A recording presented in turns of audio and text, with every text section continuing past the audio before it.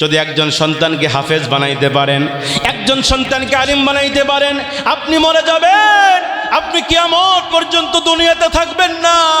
আপনি মরে যাবেন, আপনার এই হাফেজে কোরআন সন্তান আপনার জানাজার নামাজের ইমামতি করবে, লাশটা কবরের মধ্যে নামায় দিবে। ওই হাফেজে কোরআন সন্তান চোখের পানি ফেলে দুইটা হাত তুলে ওই কবরের পাশে দাঁড়ায়া রব্বির হামহুমা কামা রব্বায়ানি সগীরা, রব্বির হামহুমা কামা রব্বায়ানি সগীরা, এইভাবে যখন ওই সন্তান দোয়া করবে, আল্লাহর নবী বলেছেন ওই সন্তানের চোখের পানি এই নাকের ডগা আসার আগে আল্লাহ পাক ওই পিতামাতার গুনাহগুলোকে মাফ করায়া দিবে।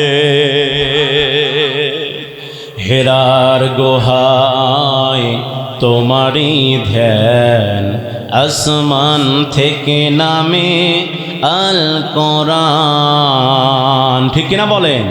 হেরার গুহায় তোমারই ধ্যান, আসমান থেকে নামে আল কোরআন। বাংলো সকল ভুল তোমারই পরে, আসলো কোরআনের ছায়া তলে। খালিদ ওমর আলী আবু বকর ইসলামী ঝান্ডা নিল যে তুলে। আল আমিন তুমি ছিলে সকল মানুষের তরে। হে রাসূল তোমাকে ভুলি আমি কেমন করে। হে রাসূল তোমাকে ভুলি আমি কেমন করে। বালাগাল উলা বি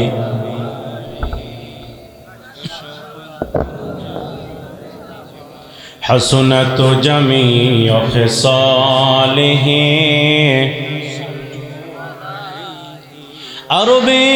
আরবের বুকে মক্কার তরে, যেথায় আমিনার ঘর। খোদার করুণায় কাউসার হয়ে ঝরছে বারংবার। বালাগাল উলা বিকামালিহি কশফত তুজা বিজামালিহি। হাসনাত জামিউ খিসালিহি।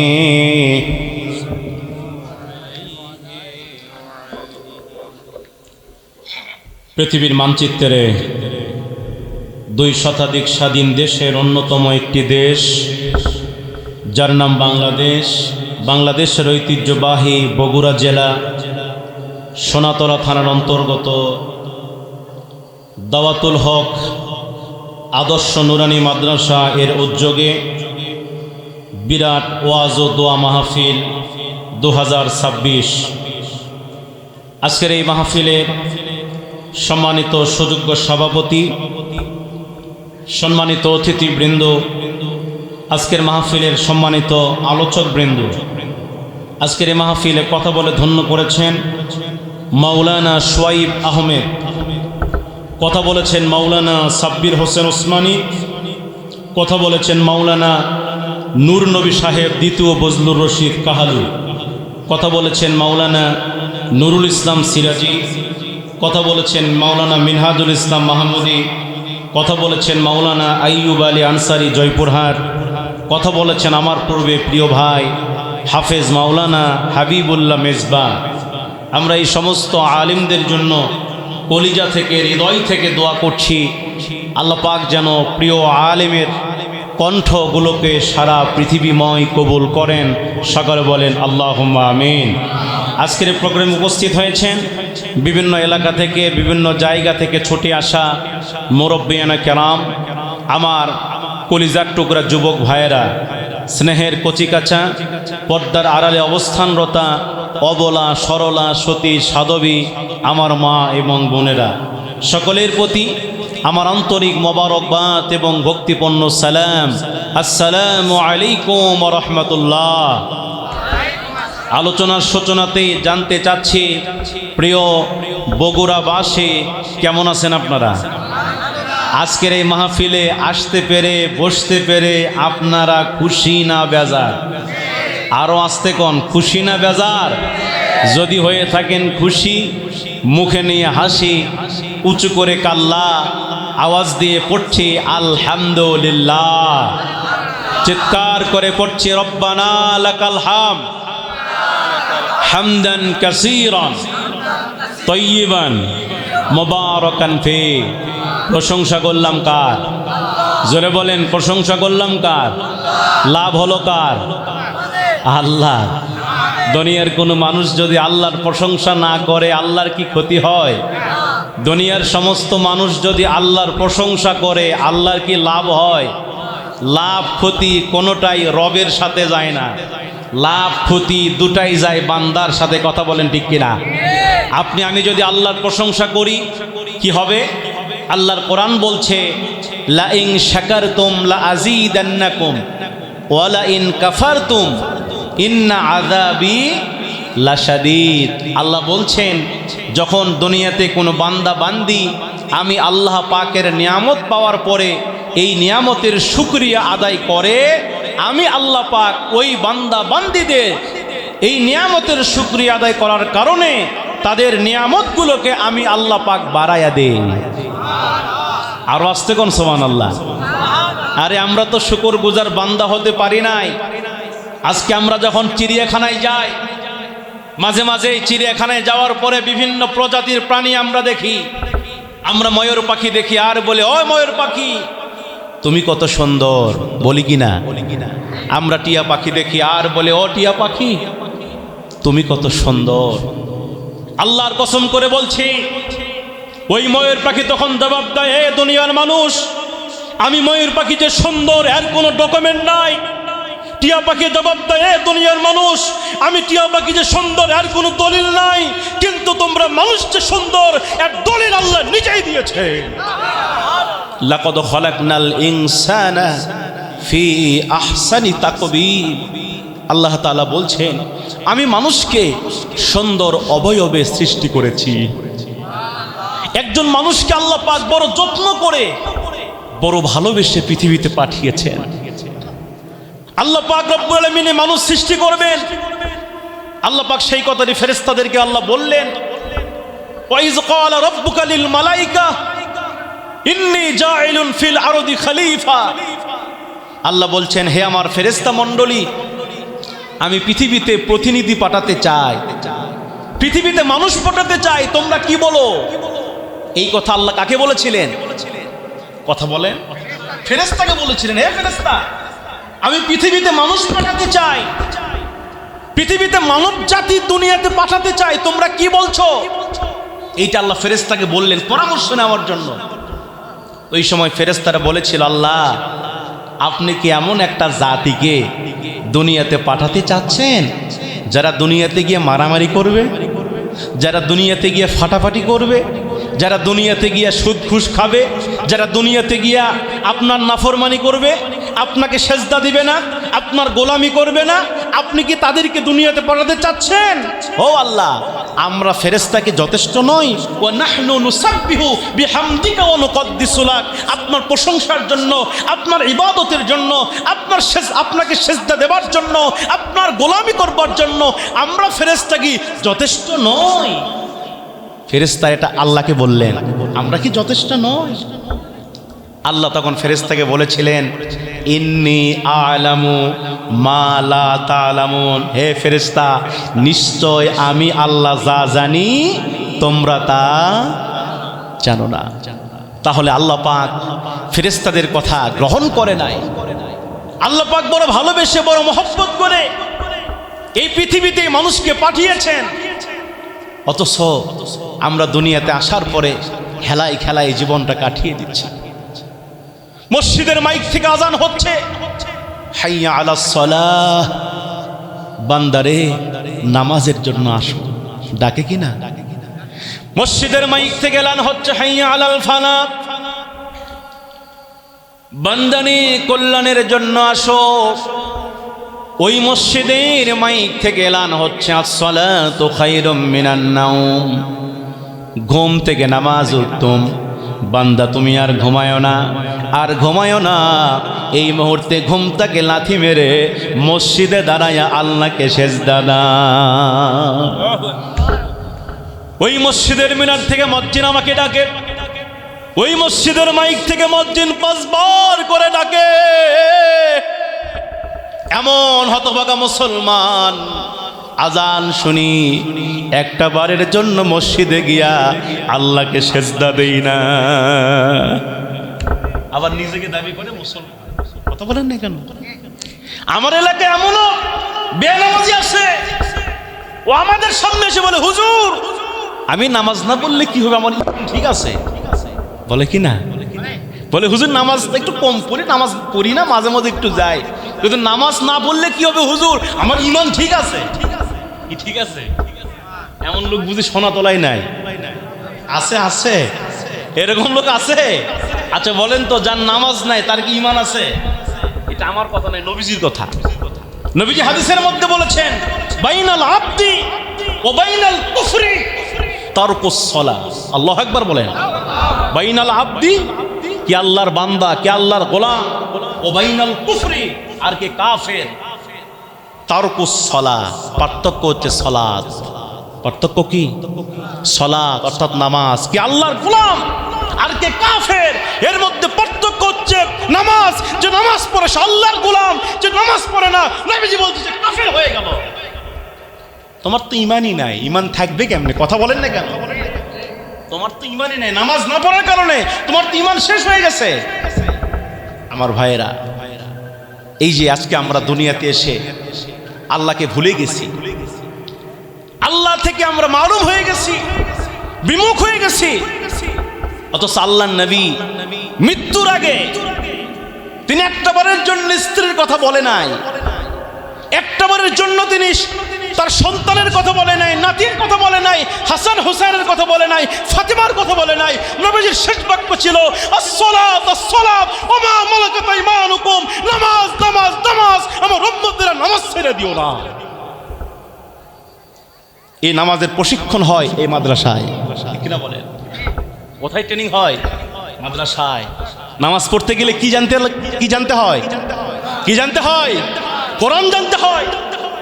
তাহলে কোরআনের শিক্ষা হলো এই মাদ্রাসায় শিক্ষা, ঠিক কিনা বলেন? আজকে আমার দেশে কোরআনের শিক্ষাকে, মাদ্রাসার শিক্ষাকে, আরবি শিক্ষাকে বাঁকা চোখে দেখা হয়। কথা বলেন না কেন? বলে মাদ্রাসায় পড়ে হুজুর, এরকম বলে কি না? মাদ্রাসায় পড়ে হুজুরে তো মাদ্রাসায় পড়ে লেখাপড়া করছে, কি করে খাবে? কিন্তু ভাতই পাবে না। আমার এলাকার লোকও বলছিল, আমি যখন ছোট্ট, আমার মা যখন মাদ্রাসায় দেয়, এলাকার লোক বহু বলছে, যখন আমি প্রাইমারিতে পড়তাম, প্রাইমারি থেকে নিয়ে আসা মাদ্রাসায় দিছে। বলতে লোকজন বলছে ভুল করলে, আমার মাকে বলছিল তুমি ভুল করলা, প্রাইমারি থেকে জেনারেল লাইন থেকে তুমি মাদ্রাসায় নিয়ে আসলা, এ বড় হয়ে কি করবে? না পারবে রিক্সা চালাতে, না পারবে ভ্যান চালাইতে, না পারবে জমিতে কাজ করতে, এক দিয়ে কি হবে? বলছিল এই হুজুর ভাতই পাবে না। কথা কন না কে? এখন আমরা বলি আমরা হুজুররা ভাত খাই না, এখন বিরিয়ানি খাই। আল্লাহু আকবার বলেন না কে? যত খাবার আমাদের সামনে, যত নিয়ামত আল্লাহ দিয়েছেন, শুধুমাত্র কিসের কারণে? কিসের কারণে? আল্লাহর কসম করে বলছি, কোরআনের ইলম কাউকে ঠকায় না, ঠিক কিনা বলেন? এই কোরআন যার ভিতর আছে, আপনি দেখেন বাংলাদেশে প্রায় গত বছর আমি দেখেছি, বাংলাদেশের জরিপে প্রায় 1.5 কোটি যুবক বেকার। 1.5 কোটি যুবক বেকার, গ্রাজুয়েশন বেকার তারা। এর মধ্যে আমি দেখেছি বাংলাদেশে মাদ্রাসায় পড়ে হাফেজ হইছে, মাদ্রাসায় পড়ে আলিম হইছে, সে বেকার বাড়িতে বসে আছে, এমন হুজুর আমি এখনো দেখি নাই। কথা কোন ঠিক কিনা? হুজুর হাফেজ হইছে, মসজিদের চাকরি করতেছে, মাদ্রাসায় পড়াচ্ছে, তার দিন চলে যাচ্ছে। কথা বলেন ঠিক কিনা? মাসে 5,000 টাকা বেতন পায়, 6,000 টাকা বেতন পায়, দেখবেন কোনো অভাব নাই, কোনো অশান্তি নাই, আল্লাহ বরকত বাড়ায় দিছে।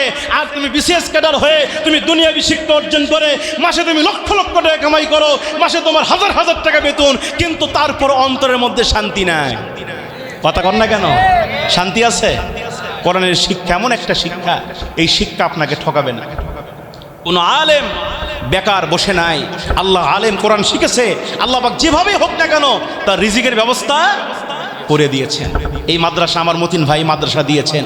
একজন হাফেজের কত দাম, একজন হাফেজের কত দাম? নবীজি বলছেন মানুষ যখন মারা যায় তার সমস্ত আমল বন্ধ হয়ে যায়। ইদা মাতাল ইনসানু আনকাতা আনহু আমালুহু ইল্লা মিন সালাসাতিন। আল্লাহু আকবার বলেন। নবীজি বলছেন মানুষ যখন মারা যায় তার সমস্ত আমল বন্ধ হয়ে যায়, ইল্লা মিন সালাসাতিন, তার তিনটা আমল কিয়ামত পর্যন্ত জারি থাকে। সুবহানাল্লাহ বলবেন না? কয়টা আমল ভাই? তিনটা আমল। তার এক নম্বর নবীজি বলছেন ইল্লা মিন সাদাকাতিন জারিয়া, এক নম্বর আমল হচ্ছে সদকায়ে জারিয়া। এক নম্বর কি? এখন বলবেন হুজুর সদকায়ে জারিয়া কি? ব্যাখ্যা দেই। সদকায়ে জারিয়া হচ্ছে আপনি একটা মসজিদ বানিয়েছেন, মসজিদ বানাইছেন, মসজিদ তৈরি করছেন, বা মসজিদে টাকা পয়সা দিয়ে মসজিদ তৈরি করে আপনি মারা গেছেন। ওই মসজিদ যতদিন পর্যন্ত থাকবে, আজান হবে, একামত হবে, নামাজ হবে, যতদিন পর্যন্ত ওই মসজিদ থাকবে আপনি কবরে বসে বসে এর সওয়াব পেতেই থাকবেন। আপনি একটা মাদ্রাসা করেছেন, কি করেছেন? এই যে আব্দুল মতিন সিদ্দিকী ভাই একটা মাদ্রাসা করেছে। আল্লাহ না করুক ভাই যদি দুনিয়া থেকে বিদায় নিয়ে চলে যায়, আর এই মাদ্রাসা যদি কেউ চালু রাখে, এই মাদ্রাসায় হাফেজ হবে, আলেম হবে, কোরআন শিখবে, নবীজির হাদিস শিখবে, এই মাদ্রাসা যতদিন পর্যন্ত থাকবে সে মারা যাওয়ার পরে এই সওয়াব সে পেতেই থাকবে। আপনি একটা রাস্তা বানিয়েছেন, রাস্তা ভালো না, একটা রাস্তা বানিয়েছেন, ওই রাস্তা দিয়ে মানুষ যতদিন পর্যন্ত চলাচল করবে আপনি কবরে বসে সওয়াব পেতেই থাকবেন। আপনি একটা টিউবওয়েল লাগিয়েছেন, একটা টিউবওয়েল পুঁতেছেন একটা জায়গায়, ওই টিউবওয়েলের পানি মানুষ খাবে, টিউবওয়েল পানি যতদিন পর্যন্ত ওই টিউবওয়েল থেকে মানুষ পানি খাবে, আপনি মরার পরে ততদিন পর্যন্ত আপনি কবরে সওয়াব পেতেই থাকবেন। আপনি একটা গাছ লাগিয়েছেন, ওই গাছের ফল যতদিন পর্যন্ত মানুষ খাবে ওই গাছের নিচে মানুষ বসে ছায়া নেবে, বিশ্রাম করবে, আপনি আর সওয়াব কিয়ামত পর্যন্ত কি পাবেন। এটা হচ্ছে সদকায়ে জারিয়া। নবীজি বলছেন দুই নাম্বার হলো আও ইলমুন ইউনতাফাউ বিহি। আল্লাহর নবী বলছেন ওই ইলম, যে ইলমের মাধ্যমে এই জাতি উপকৃত হয়েছে। আমি দ্বীনে ইলম শিক্ষা গ্রহণ করেছি, এই ইলমটা আমি নিজে একাই শিখে আমি বসেছিলাম না, এই ইলমটা আমি প্রচার করেছি, এলাকার মানুষদেরকে ইলমে দ্বীন শিক্ষা দিয়েছি, কোরআন শিক্ষা দিয়েছি। এই ইলম শিক্ষা দেওয়ার কারণে আমি মরে যাওয়ার পরে ওই সওয়াব আমি কিয়ামত পর্যন্ত ওই কবরের মধ্যে পেতেই থাকব। এবার আসেন তিন নাম্বার। আল্লাহর নবী বলছেন তিন নাম্বার হচ্ছে আও ওয়ালাদুন সালেহ, নেককার সন্তান। জোরে কোন কোন সন্তান? আপনি মরে যাবেন, যদি একজন সন্তানকে হাফেজ বানাইতে পারেন, একজন সন্তানকে আলিম বানাইতে পারেন, আপনি মরে যাবেন, আপনি কিয়ামত পর্যন্ত দুনিয়াতে থাকবেন না। আপনি মরে যাবেন, আপনার এই হাফেজে কোরআন সন্তান আপনার জানাজার নামাজের ইমামতি করবে, লাশটা কবরের মধ্যে নামায় দিবে। ওই হাফেজে কোরআন সন্তান চোখের পানি ফেলে দুইটা হাত তুলে ওই কবরের পাশে দাঁড়ায়া রব্বির হামহুমা কামা রব্বায়ানি সগীরা, রব্বির হামহুমা কামা রব্বায়ানি সগীরা, এইভাবে যখন ওই সন্তান দোয়া করবে, আল্লাহর নবী বলেছেন ওই সন্তানের চোখের পানি এই নাকের ডগা আসার আগে আল্লাহ পাক ওই পিতা মাতার গুনাহগুলোকে মাফ করায়া দিবে। তাহলে হাফেজের দাম আছে না নাই? আছে না নাই? হাফেজের দাম দুনিয়াতেও আখেরাতেও, তবে আখেরাতে একটু বেশি। সুবহানাল্লাহ, আখেরাতে একটু বেশি, কারণ আখেরাতের ময়দানে যেদিন সমস্ত মানুষ বলবে ইয়া নাফসি ইয়া নাফসি, আমার কি হবে, আমার কি হবে, যেদিন এই সূর্য মানুষের অর্ধ হাত মাথার উপরে যখন তাপ দিবে, ওই সময় মানুষ এই সূর্যের তাপে মানুষ ঘামতে ঘামতে, কারো হাঁটু পর্যন্ত ঘাম হবে, কারো এই কোমর পর্যন্ত ঘাম হবে, আবার কারো সিনা পর্যন্ত ঘাম হবে, আবার কোনো ব্যক্তি ওই ঘামের ভিতরে হাবুডুবু খাবে। ওই সময় সমস্ত মানুষ ইয়া নাফসি ইয়া নাফসি বলবে, বলবে আমার কি হবে, আমার কি হবে। সেই কিয়ামতের ময়দান আসবে কিনা, সামনে আসবে কিনা? সবাই সেদিন বলবো আল্লাহ আজকে আমার কি হবে, আমার কি হবে। যদি কোনো আল্লাহ না করুক, যদি কোনো ব্যক্তির ব্যাপারে যদি জাহান্নাম ওয়াজিব হয়ে যায়, আল্লাহ যদি জাহান্নামের ফয়সালা করেন যে এই ব্যক্তির জন্য জাহান্নাম ওয়াজিব হয়ে গেছে, আল্লাহ রসুল বলেছেন যদি তার সন্তান হাফেজ হয়, যেরকম কি হয়, তার নাতি যদি হাফেজ হয়, তার নাতনি যদি হাফেজা হয়, আল্লাহ রাসূল বলছেন মান করাল কুরআনা ফাস্তাযহারহু ফাহাল্লা হালালাহু ওয়া হারামা হারামাহু আদখালাহু আল্লাহুল জান্নাহ। আল্লাহু আকবার বলেন। নবীজি বলছেন মান করাল কুরআনা, যে ব্যক্তি দুনিয়াতে কোরআন পড়লো, ফাস্তাযহারুহু, ভালো করে বুঝবেন, হাদিস বলছি, ফাস্তাযহারুহু, অতঃপর তা হেফজ করলো, মুখস্থ করলো, ফাআহাল্লা হালালাহু, হালালকে হালাল মনে করলো, ওয়া হাররামা হারামাহু, হারামকে হারাম মনে করলো। রাসূল বলছেন আদখালাহুল্লাহুল জান্নাহ, আল্লাহ পাক ওই হাফেজকে জান্নাতে প্রবেশ করাবেন। হাদিস এখানেই শেষ নয়, হাদিস এখানেই শেষ নয়। নবীজি বলছেন ওয়াসাফাহু ফি আশরাতিন মিন আহলিহি বাইতিহি কুল্লুহুম ক্বাদ ওয়াজাবাত লাহুন নার। নবীজি বলছেন ওই কিয়ামতের ময়দানে ওই হাফেজকে বলা হবে, এ হাফেজে কোরআন, তোমার নিকটতম 10 জন ব্যক্তিকে যাদের ব্যাপারে জাহান্নাম ওয়াজিব হয়ে গেছে, এরকম 10 জন ব্যক্তিকে তুমি সুপারিশ করে শাফায়াত করে জান্নাতের মধ্যে নিয়ে যাও।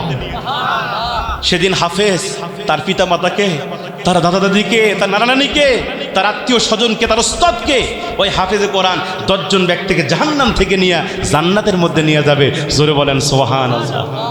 তাহলে আমাদের সন্তানকে সে হাফেজ বানানোর দরকার আছে না নাই? আছে না নাই? বানাবেন তো ইনশাল্লাহ। এই মাদ্রাসায় দেন। আপনারা তো আলেম হতে পারেন নাই, আলেম হইতে পারছেন সবাই। নবীজি হাদিসে বলছেন কোন আলেমান, তোমরা আলেম হও। কি হও? আলেম হও। যদি আলিম হতে না পারো আও মুতাআল্লিমান, আলিমের ছাত্র হও। আলিমের কি হও? আলিমের ছাত্র হতেও পারেন নাই আপনারা। নবীজি বলছেন তারপরে কি করো?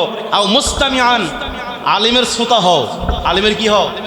আলিম হতে পারো নাই, ছাত্র হতে পারো নাই, আও মুস্তামিআন, আলিমের শ্রোতা হও।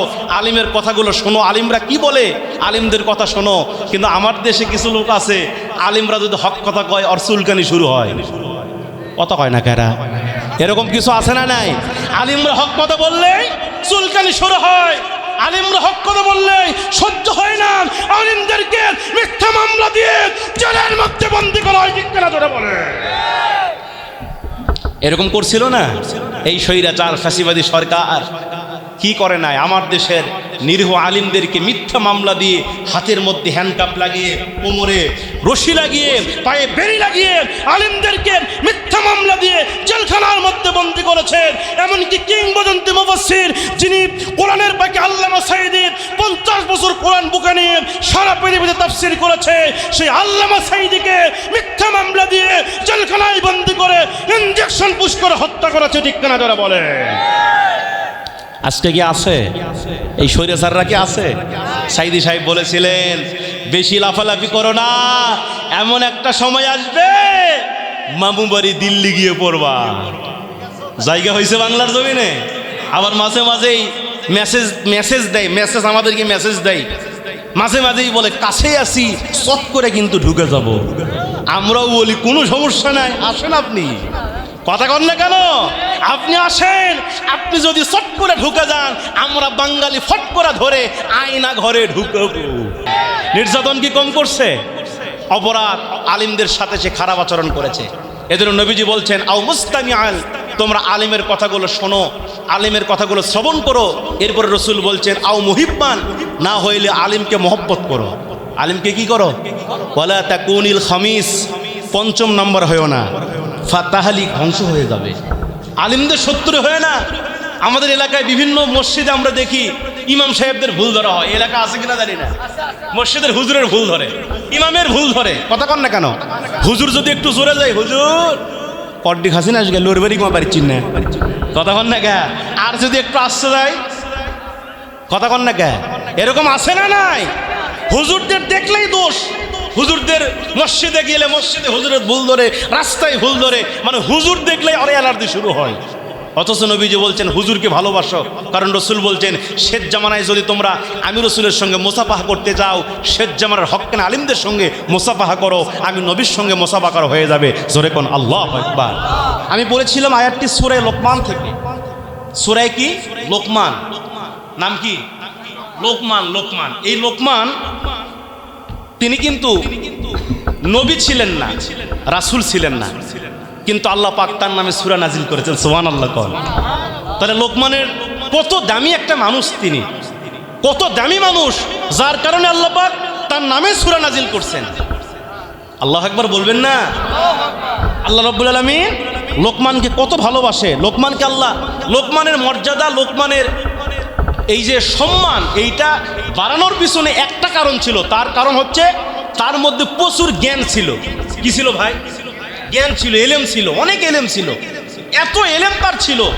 এই জন্য আল্লাহ পাক বলছেন ওয়ালাকাদ আতাইনা লুকমান আল হিকমা, আমি লোকমানকে হিকমাত দান করেছি, সুবহানাল্লাহ কোন, অর্থাৎ জ্ঞান দান করেছি।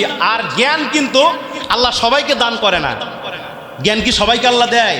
কোরআনের এলেমকে আল্লাহ সবাইকে দিবেন না, আল্লাহ দিবেন না। রাসূল হাদিসে বলেছেন ওয়ামাই ইউরিদিল্লাহু বিহি খায়রান ইউফাক্কিহু ফিদ্দিন, আল্লাহ যার কল্যাণ চান, আল্লাহ যাকে ভালোবাসেন, আল্লাহ পাক তাকেই কোরআনের জ্ঞান দান করে, সুবহানাল্লাহ বলেন। তো এই লোকমানে হাকিম তিনি কেমন জ্ঞানী ছিলেন, আমি একটা উদাহরণ দিতে চাই হাদিস থেকে। দিব কি? একটু দিব। এই লোকমানে হাকিম যেমন জ্ঞানী ছিল, তিনি একজন মনিবের বাড়িতে কাজ করতেন, বকরি চড়াতেন। চেহারা ছিল খুব কালো, পাতিলের তলা দেখছেন আপনারা, এই যে রান্না করে যে পাতিল, পাতিলের তলা যেমন কালো, তার চাইতেও তার চেহারা ছিল বেশি কালো লোকমানে হাকিমের। ঠোঁটগুলো ছিল এবড়া থেবড়া, আফ্রিকান লোকের মতো। আফ্রিকান লোক দেখেন না, উগান্ডার লোকের চেহারা কেমন, এত বিশ্রী চেহারা ছিল।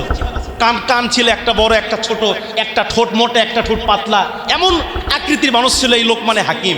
তবে লোকমানে হাকিম তিনি তার মনিবের বাড়িতে বকরি চড়াতেন। সকাল যখন হতো তিনি তার মনিবের বকরিগুলো নিয়ে চলে যেতেন মাঠে। কোথায় যাইতেন? মাঠে যাইতেন। মাঠে গিয়া বকরিগুলো ছেড়ে দিয়া তিনি ওই মাঠেই তিনি জ্ঞান গর্ব কথা বলতেন, তিনি ওয়াজ করতেন, নসিহত করতেন। তার কথাগুলো এত সুন্দর, এত মিষ্টি, এত ভালো লাগতো। তার কথাগুলো শোনার জন্য এলাকার যত মানুষ সবাই এসে তার সামনে ভিড় জমাতো। আল্লাহু আকবার বলেন। লোকমানে হাকিম এই সুন্দর কথাগুলো বলতেন। এই কথাগুলো শোনার জন্য এলাকার মানুষগুলো পাগল হয়ে যায়। ঘন্টার পর ঘন্টা তার কথাগুলো শোনে। তার কথাগুলো এত সুমধুর, এত জ্ঞান গর্ব কথা বলে, যেই কথাগুলো শুনে মানুষের কলিজা ঠান্ডা হয়ে যায়। এইভাবে লোকমানে হাকিম কয়েকদিন নসিহত করলেন। হঠাৎ করে লোকমানে হাকিমের তার কানে খবর চলে গেল, লোকমানে হাকিম তোমার বাড়িতে যেই লোকমান কাজ করে, হে মনিব, এই লোকমান কিন্তু সাধারণ কোনো মানুষ না। তার মধ্যে অনেক জ্ঞান আছে, তার মধ্যে অনেক বিজ্ঞান ভিত্তিক, তার মধ্যে অনেক জ্ঞান আছে, প্রজ্ঞা আছে। এই কথা যখন মনিবের কানে পৌঁছে গেল, মনিব মনে মনে চিন্তা করলো, আমার বাড়িতে কাজ করে রাখাল লোকমান, তার মধ্যে এত জ্ঞান আছে। আজকে লোকমান আমার বাড়িতে আসুক, বকরিগুলো নিয়ে বাড়িতে আসুক, আজকে লোকমানের জ্ঞানগুলোকে যাচাই করব, তার এলেমটা যাচাই করব, তার মধ্যে কেমন জ্ঞান আছে, কেমন বুদ্ধি আছে। এবার লোকমানে হাকিম সন্ধ্যাবেলায় যখন লোকমানে হাকিম মনিবের বাড়িতে বকরি নিয়ে যখন ঢুকলেন, বকরি নিয়ে ঢোকার পরে এবার লোকমানে হাকিমের মনিব ডাক দে বলে, লোকমান, তোমার নাকি অনেক জ্ঞান আছে, তোমার নাকি অনেক বুদ্ধি, আজকে আমি তোমার জ্ঞানকে আজকে পরীক্ষা করব, তোমার জ্ঞানকে যাচাই করতে চাই। এবার লোকমানে হাকিমের মনিব বলছেন, লোকমান, তোমার নাকি অনেক জ্ঞান আছে, আজকে তোমার জ্ঞানের পরীক্ষা করব। এবার লোকমানে হাকিম বলছেন, মনিব কি পরীক্ষা নেবেন? এবার লোকমানে হাকিম ডাকদা বলছেন, মনিব আপনি কি পরীক্ষা নেবেন? এবার লোকমানে হাকিমের মনিব ডাকদা বলছেন, লোকমান, এই মুহূর্তে আমি একটা বকরি জবাই করব, আর ওই বকরি জবাই করার পরে ওই বকরির ভিতরে সবচাইতে উৎকৃষ্ট যেই জিনিসটা, সবচাইতে দামি যেই জিনিসটা, ওইটা তুমি আমার সামনে হাজির করবা। এবার লোকমানে হাকিম একটা বকরি জবাই করলেন। বকরি জবাই করার পরে লোকমানে হাকিম মনে মনে চিন্তা করলেন, একটা বকরির মধ্যে সবচাইতে উৎকৃষ্ট জিনিস কি হতে পারে, সবচাইতে দামি জিনিসটা কি হতে পারে, সবচাইতে মূল্যবান জিনিসটা কি হতে পারে। লোকমানে হাকিম মনে মনে চিন্তা করার পরে লোকমানে হাকিম তিনি আবার ওই পুনা বকরির মধ্য থেকে যে দিল ছিল, যে কল্প ছিল, ওই কল্পখানা, ওই দিলখানা নিয়ে লোকমানে হাকিম তার মনিবের সামনে পেশ করলেন। সুবহানাল্লাহ। দিল যখন মনিবের সামনে পেশ করা হলো, এবার লোকমানে হাকিমের মনিব ডাকদা বলছেন, লোকমান রে, তুমি আরেকটা বকরি জবাই করো। আরেকটা বকরি জবাই করা হলো। আরেকটা বকরি জবাই করানোর পরে এবার মনিব ডাকদা বলছে, লোকমান রে, এবার তোমাকে এবার কি করতে হবে? এই যে দ্বিতীয় বকরি জবাই করলে, এই বকরির মধ্যে সবচাইতে নিকৃষ্ট জিনিসটা কি, সবচাইতে বেয়ানাবি, যার কোনো মূল্য নাই, মূল্যহীন, সেই জিনিসটা তুমি আমার সামনে হাজির করবা। এবার লোকমানে হাকিম মনে মনে চিন্তা শুরু করে দিলেন। এবার এবার কোন জিনিসটা অমূল্য, কোন জিনিসটা মূল্যহীন, যার কোনো মূল্য নাই, যার কোনো দাম নাই, সবচাইতে নিকৃষ্ট কি হতে পারে? লোকমান হাকিমের ছোট্ট জ্ঞান থেকে তিনি এবার চিন্তা গবেষণা করে লোকমান হাকিম দ্বিতীয়বার আবার ওই বকরির দিল নিয়ে গিয়া মনিবের সামনে হাজির করলে। মনিব ডাক ডাকে, লোকমান, আমি তো মনে করছিলাম তুমি অনেক চালাক, অনেক জ্ঞান আছে তোমার ভিতরে, কিন্তু আমি তো দেখতেছি আসমানের নিচে জমিনের উপরে তোমার চাইতে বোকা আর কেউ নাই। নাউজুবিল্লাহ বলে। লোকমানের হাকিম ডাক ডাকে, মনিব কেমনে বোকা মনে করলেন? এবার লোকমান হাকিমের মনিব বলে, লোকমান, আমি যখন তোমাকে বললাম প্রথম বকরি জবাই করার পরে এই বকরির মধ্যে সবচেয়ে দামি কোন জিনিস, মূল্যবান উৎকৃষ্ট কোন জিনিস, তুমি তো দিল নিয়ে আসলে। আবার দ্বিতীয় বকরি জবাই করার পরে তোমাকে যখন বললাম এই বকরির মধ্যে সবচেয়ে নিকৃষ্ট, যার কোনো দাম নাই, কোনো মূল্য নাই, সেই জিনিসটা আমার সামনে হাজির করো, আবার তুমি দিল নিয়ে আসলে। তাহলে একই জিনিস কেমনে মূল্যবান হয়, আবার একই জিনিস কেমনে মূল্যহীন হয়? এটা কেমনে? এটা কি সম্ভব? লোকমান হাকিম ডাক ডাকে, মনিব, আপনি বোঝেন নাই, আপনি বোঝেন নাই।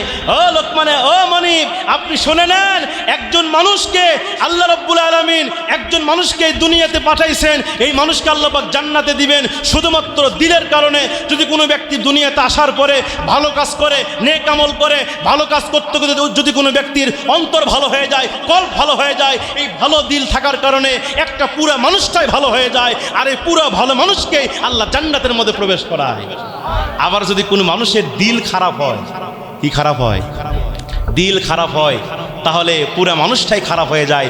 মদের গুনাহ, সুদের গুনাহ, জেনার গুনাহ, নামাজ কাজা করার গুনাহ, এগুলো গুনাহ করার কারণে দিল যখন নষ্ট হয়ে যায়, তাহলে পুরা মানুষটাই নষ্ট হয়ে যায়। আর এই দিল নষ্ট হওয়ার কারণে ওই মানুষকে আল্লাহ জাহান্নামে পাঠায়। তাহলে একই দিল উৎকৃষ্ট, আবার একই দিল নিকৃষ্ট। জোরে বলেন না আল্লাহু আকবার। আল্লাহ পাক সেই কথাটাই বলেছেন, ওয়ালাকাদ আতাইনা লোকমান আল হিকমা, অবশ্যই অবশ্যই আমি লোকমানকে হিকমত দান করেছি। আল্লাহু আকবার বলে।